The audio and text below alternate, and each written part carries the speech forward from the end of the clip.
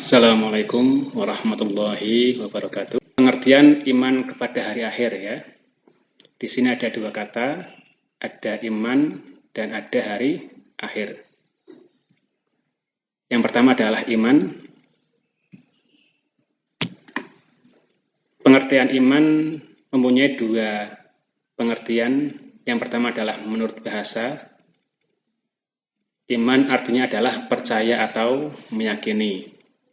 Jadi iman menurut bahasa adalah percaya atau meyakini. Kemudian pengertian yang kedua adalah pengertian menurut istilah atau pengertian yang lebih detail lagi. Istilah iman di sini maksudnya adalah meyakini dalam hati, membenarkan dengan lisan, dan mengamalkannya dengan anggota badan ya. Kemudian pengertian hari akhir. Hari akhir bisa diartikan sebagai hari kehancuran dan hari kebangkitan ya. Yang satu hancur, yang satu bangkit. Sehingga iman kepada hari akhir bisa kita definisikan sebagai meyakini bahwa seluruh alam semesta termasuk dunia dan seisinya akan mengalami kehancuran ya. Jadi kehancuran dulu. Dan manusia dibangkitkan kembali untuk menjalani kehidupan akhirat. Ini adalah dunia. Kemudian dunia itu akan terbatas dengan keberadaan hari akhir, dan selanjutnya setelah hari akhir itu ternyata ada kehidupan akhirat. Jadi hari akhir itu bisa dilihat pada dua sisi ya. Jika dilihat dari sisi dunia, maka hari akhir adalah hari kehancuran. Ketika dunia telah menyentuh pada batas ini, hari akhir, maka dunia adalah game over ya, tamat ataupun hancur. Tapi ternyata hancurnya adalah merupakan awal dari kehidupan setelah hari akhir itu, yaitu kehidupan di akhirat. Sehingga kalau hari akhir dilihat dari pengertian sudut pandang akhirat, kebalikannya, yaitu hari kebangkitan. Karena manusia dibangkitkan kembali untuk menjalani kehidupan di akhirat. Sampai di sini bisa dipahami anak-anak? Jadi kalau dilihat dari sisi dunia, hari akhir adalah hari kehancuran. Sedangkan kalau dilihat dari sisi akhirat, hari akhir adalah hari kebangkitan. Sehingga hari akhir mempunyai dua pengertian dasar, yaitu hari kehancuran dan hari kebangkitan. Bisa dipahami ya anak-anak?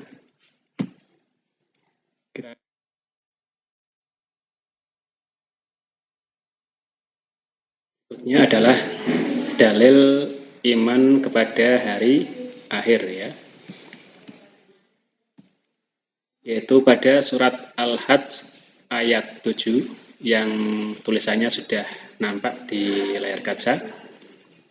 Mari kita baca bersama-sama. 1, 2, 3. Bismillahirrahmanirrahim. Wa anna as-sa'ata atiyatun la raiba fiha wa anna allaha yab'atsu man fil qubur. Shadaqallahul azim.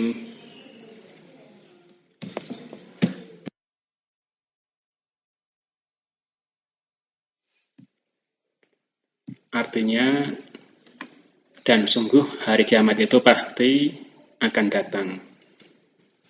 Tidak ada keraguan padanya. Dan sungguh Allah akan membangkitkan siapapun yang di dalam kubur ya. Jadi dari surat Al-Hajj ayat 7 itu ada beberapa poin. Yang pertama bahwa kiamat itu pasti akan datang ya. Tapi waktunya tidak ada seorang pun yang tahu ya. Kemudian setelah kiamat itu Allah akan membangkitkan kembali manusia dari alam kubur ya. Jadi setelah dihancurkan akan dibangkitkan kembali. Kita lanjut dulu.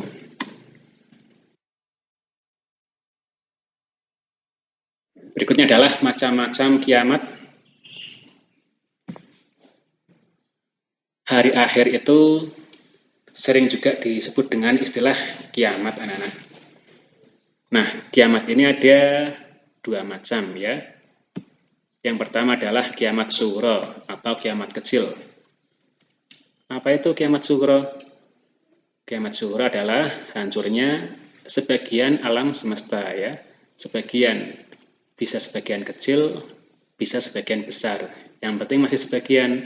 Artinya masih ada sebagian lagi yang tidak hancur ya.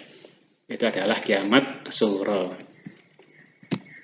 Contohnya yaitu meninggalnya seseorang ya. Misal si A meninggal dunia, berarti si A adalah sudah kiamat. Tapi si B masih hidup, berarti si B belum kiamat ya. Kemudian bencana alam ya.